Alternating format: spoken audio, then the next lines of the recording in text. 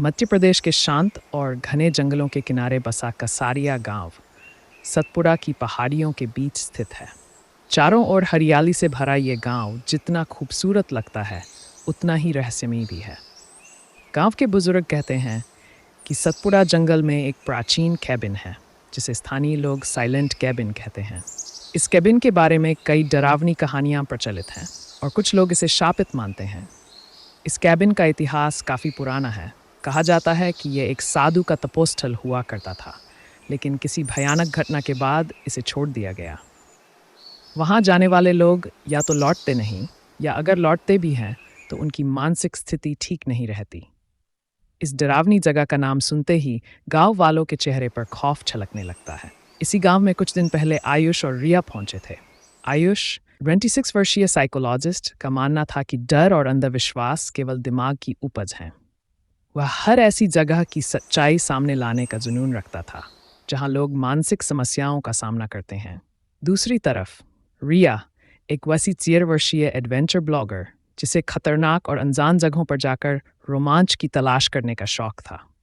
रिया ने अपने ब्लॉग पर साइलेंट कैबिन की कहानी लिखने का फैसला किया था और आयुष के साथ मिलकर उसने इस रहस्य को सुलझाने की ठानी। दोनों कसारिया गांव के एक छोटे से होटल में रुके और गांव वालों से इस जगह के बारे में जानकारी जुटाने लगे।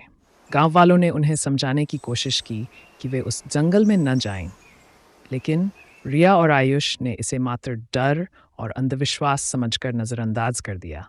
उन्होंने अपनी गाड़ी निकाली और जंगल की ओर बढ़ चले। रात का समय था और जंगल में घने पेड़ों के बीच केवल गाड़ी की हेडलाइट्स का उजाला था। रास्ता सुनसान और डरावना था। चारों ओर केवल चींगुरों की आवाज़ और ओकेजनल जानवरों की हल्की आवाज़ें सुनाई दे रही थीं। रिया गाड़ी चलाते हुए उत्साहित थी, जबकि आयुष शांत और सतर्क था। अचानक उनकी गाड़ी के सामने एक टूटा फूटा साइन बोर्ड आया जिस पर लिखा था साइलेंट विस्पर जंगल। बोर्ड पर अजीब से लाल धब्बे थे जो खून जैसे लग रहे थे। आयुष ने गाड़ी रोककर साइन बोर्ड की तस्वीर खींची और रिया से कहा, यह जगह सच में डरावनी लग रही है। रिया ने हंसते हुए जवाब दिया, यही तो मज़ा है आयुष। सोचो, जब लोग ये पढ़ेंगे कि हमने इस जगह की सच्चाई सामने लाई है तो ये कितना रोमांचक होगा। गाड़ी आगे बढ़ी और जंगल के और गहरे हिस्से में पहुंच गई।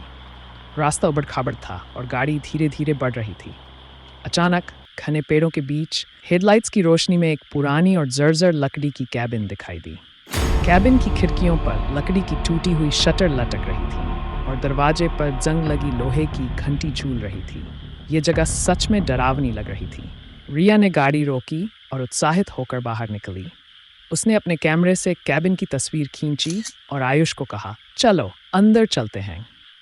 आयुष थोड़ा हिचकिचाते हुए बाहर आया और चारों तरफ नजर दौड़ाई। जंगल में अजीब सा सन्नाटा था। रिया ने दरवाजे पर लगी घंटी को छुआ और तभी अंदर से एक कर्कश आवाज आई, आ जाओ, लेकिन रात में बाहर मत जाना। दोनों एक दूसरे की तरफ हैरानी से देखने लगे। दरवाजा धीरे धीरे खुद ब खुद खुल गया। अंदर खूब अंधेरा था। दोनों ने टॉर्च जलाकर देखा। कैबिन की दीवारों पर अजीब से खून जैसे निशान थे और फर्श पर मिट्टी और घास बिछी हुई थी। रिया ने उत्सुकता से अंदर की तस्वीरें लेनी शुरू कर दी। आयुष ने धीरे से कहा, रिया, हमें सतर्क रहना चाहिए। ये जगह मुझे ठीक नहीं लग रही। रिया ने हंसते हुए जवाब दिया, डरने की ज़रूरत नहीं है आयुष, तुम साइकोलॉजिस्ट हो। याद है, डर सिर्फ मानसिक स्थिति है। लेकिन तभी कैबिन के कोने से अजीब सी खड़खड़ाहट की आवाज़ आई। दोनों ने उधर देखा, लेकिन कुछ नहीं था। अचानक दरवाज़ा जोर से बंद हो गया। कैबिन के अंदर अजीब सी गूंज सुनाई देने लगी, जैसे कोई फुसफुसा रहा हो। आवाज़ें स्पष्ट हो रही थीं, तुम यहाँ नहीं रुक सकते, तुम्हें जाना होगा या फिर। दोनों घबरा गए। आयुष ने दरवाज़ा खोलने की कोशिश की, लेकिन वह जाम हो चुका था। रिया ने कैमरे से तस्वीरें लेना बंद कर दिया और आयुष के पास आ गई।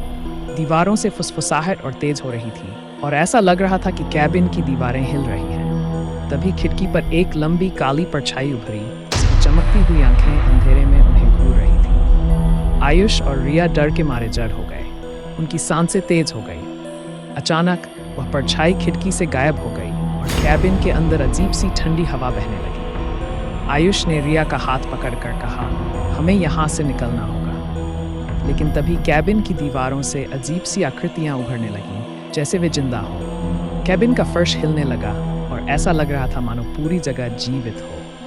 दोनों ने दरवाजे को धक्का देना शुरू किया, लेकिन वह टस से मस नहीं हो रहा था। अचानक एक कर्कश और डरावनी आवाज आई, तुमने गलती की है यहाँ आकर, अब तुम यहाँ से नहीं जा सकते। कहानी यहीं खत्म होती है और दर्शकों को सोचने पर मजबूर करती है कि आयुष और रिया के साथ क्या होगा। क्या आयुष और रिया साइलेंट कैबिन से बाहर निकल पाएंगे?